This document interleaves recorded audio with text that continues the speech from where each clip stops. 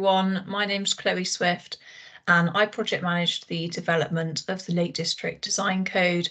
We worked collaboratively with LUC, our appointed consultants, to develop and adopt the Lake District Design Code. Just for some context, the Lake District National Park is located in the northwest of England, and we have a resident population of approximately 40,000 people. So the scale of change that we get is very small and incremental.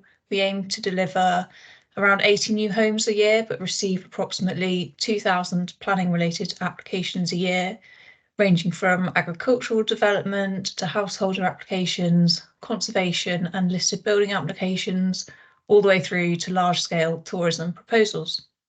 Therefore, we needed a design code to provide advice to help achieve high standards of design in all development proposals.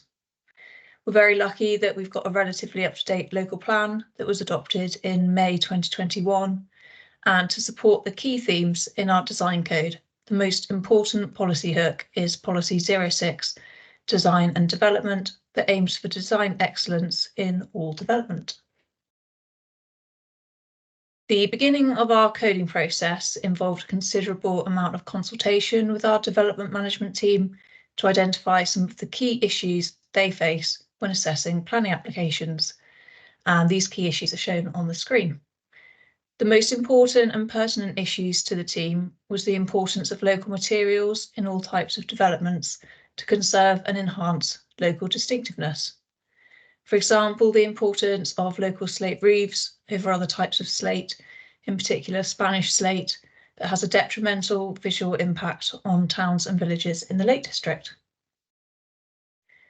Building on the key design issues our development management team faced, we devised 4 key themes: distinctiveness of the place, local character and heritage, biodiversity net gain, climate change, beauty, design principles, materials and well-designed homes. And these key themes run throughout the design code. Following the scoping process and baseline review, draft codes began to be developed. To ensure these codes worked in practice, we undertook several rounds of code testing with our development management team. We used a range of decided applications, including new build homes, extensions and conversions, to test the code. And on screen is an example of one of the applications we assessed. So this application was for a single-storey domestic extension to an existing dwelling. And the relevant piece of code for this application is shown on the right, and each of the illustrations in the code corresponds to a piece of code text. This application we thought was most similar to example 7 in the illustration, and the code text for this piece of coding is just shown here. So we thought that although this application is for a single-storey extension and the code is for a double-storey extension, we determined that while the extension it is quite large, but it doesn't visually compete or dominate the existing house because it's lower in height, it's slightly set back, and it respects the proportions of the existing house. It's also surrounded by lots of established vegetation. This development was granted planning permission and is now complete, and it does fit quite nicely into the surrounding landscape. You can drive past it and not even notice that it's there. This application was a bit more challenging for us to assess against the code. This application was for a new extension to the northern gable of this home, so just shown in this picture here. And to maximise solar gain, the design code doesn't encourage new openings on the northern gable of homes, which is shown in this illustration just at the bottom here. Additionally, it's not traditional for homes in the Lake District to have multiple windows on the gable end of buildings. So this application was approved prior to the design code's adoption, but had the design code been adopted, the outcome of this application might have been different when viewed kind of differently against Local Plan Policy 6, Design and Development. The Lake District Design Code was adopted in September 2023, and our development management team have been applying it to applications since then.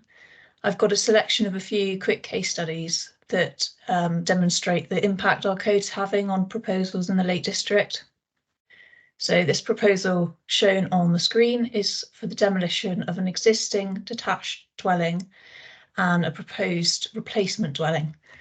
The first application we received is this one here on the left, and this one was consequently withdrawn because it doesn't reflect the principles of the design code. You can see the proposal is very much out of proportion and includes a significant amount of glazing here on the south elevation. Our DM team advised the applicant to consult the design code and consider resubmitting an application. And the revised application is shown on the right. You can see it's of a more appropriate design and scale. It utilises vernacular materials and respects the character and prominence of adjacent properties. And this revised application was approved. This application is slightly different. It's an amendment to a condition that wants to amend the roof covering from a traditional local slate roof to Welsh slate on 11 new build dwellings. The reason for the original condition was to ensure a satisfactory standard of appearance of the development through the use of traditional materials in accordance with our local plan policies. The design code has been particularly useful in this application. It gives further expression to our local plan policies and provides additional specific guidance about roofing materials that's not included in our local plan policies. The design code states that roofing materials must be Westmoreland green slate, and consequently the amendment to this condition was refused. And this application is for the demolition of ancillary accommodation to be replaced by a new 4-bedroomed annex. The design code again provided our development management team with additional information to support the refusal of this application. The design code states that the applicant must demonstrate and clearly articulate how the proposed development enhances local character and distinctiveness, and that this must be informed by an understanding of the site context, including any historic character assessments required to support the application.